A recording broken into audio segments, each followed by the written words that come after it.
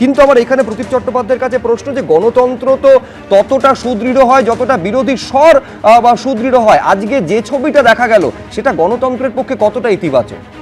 দেখুন, গণতন্ত্রের সব থেকে একটা বড় ভিত হচ্ছে আইনসভা, আইনসভার যে কার্যাবলী সেইটা, এবং এই আইনসভা আজকে আমরা লাইভ দেখতে পাচ্ছি পশ্চিমবঙ্গে।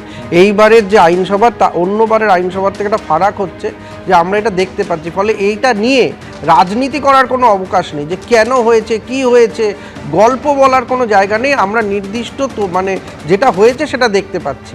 এইখানে আগে বলি যে বিরোধী কণ্ঠস্বর রোধ করা হচ্ছে, তার জন্য তো একটা সাংগঠনিক বিরোধী দল থাকতে হবে। অর্থাৎ বিরোধী দল কারা এইটা নিয়ে যদি মানে মারামারি চলে বিরোধীদের মধ্যেই, তাহলে আমরা তো এইটা দেখে অভ্যস্ত বিধানসভা বা সংসদের অভ্যন্তরে যে শাসক এবং বিরোধীর মধ্যে একটা টানাটানি চলে, চাপানুতর চলে। এ তো বিরোধীদের মধ্যে দুই শিবিরের মধ্যে যাবতীয় চাপানুতর এবং কার্যত হাতাহাতির পর্যায়ে পৌঁছতে যাচ্ছিল গোটা বিষয়টা। এবং বিধানসভার যে ডেকোরাম, সেই ডেকোরামে হচ্ছে একজন মাননীয় সদস্য যখন বলছেন, তার বলার সময় অন্য আরেকজন সদস্য উঠে গিয়ে স্পিকারের অনুমতি ছাড়া উঠে গিয়ে তার সামনে তার ব্যাহত করে তাকে প্রশ্ন করবে, ইন্ডিভিজুয়াল প্রশ্ন করবে, এটা বিধানসভা বা কোনো আইনসভার রীতি মেনে হচ্ছে না। ফলে তারপর থেকে যা যা ঘটেছে, প্রাথমিক যে নিয়ম ভঙ্গ হয়েছে, সেই নিয়ম ভঙ্গের পরে স্পিকার যা যা করেছেন ঘটনা প্রবাহে হয়েছে। আজকে এই জিনিসটা কালকের যে 21শে জুলাইয়ের সমাবেশ হয়েছে তার সঙ্গেই এটা লিঙ্ক আছে। অর্থাৎ 21শে জুলাইয়ের সমাবেশের পরে কি বলার জায়গা আছে? 21শে জুলাইয়ের মঞ্চে অনেক ঘটনা ঘটেছে কালীঘাট তৃণমূল কংগ্রেসের, ফলে সেই জায়গায় ধামাচাপা দেওয়ার জন্য আজকে এটা একটা স্বতঃপ্রণোদিতভাবে ইচ্ছে করে এই জিনিসটা করা হয়েছে বিধানসভায়, যাতে পুরো আলোচনাটা আবার কালীঘাট তৃণমূলকে নিয়ে হয়।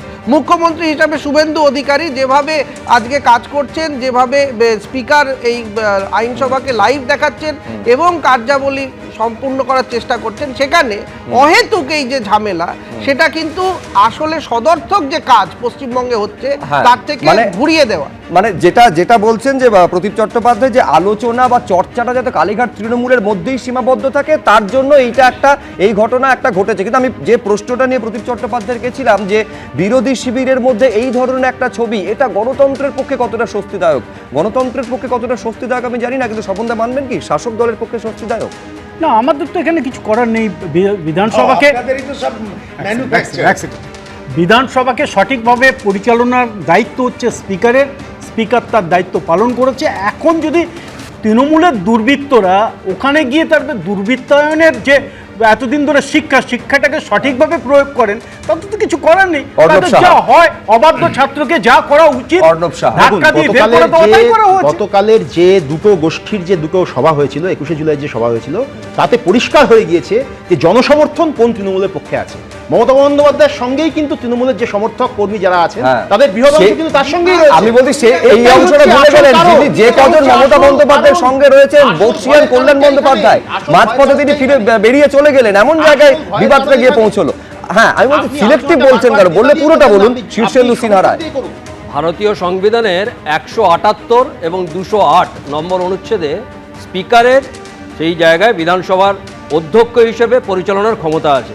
কিন্তু কোনো বিধায়ক যদি শৃঙ্খলা রক্ষা না করে, অশৃঙ্খলার সেরকম আচরণ করে, তাহলে সেই ক্ষমতাও আছে যে সেই জায়গা থেকে তাকে কক্ষ থেকে সেই একদিনের জন্যে বার করে দিতে পারেন, আবার 1 মাসের জন্যও বার করতে পারেন, কিন্তু 1 মাস বা তার বেশি সাসপেন্ড করতে পারেন না অধ্যক্ষ।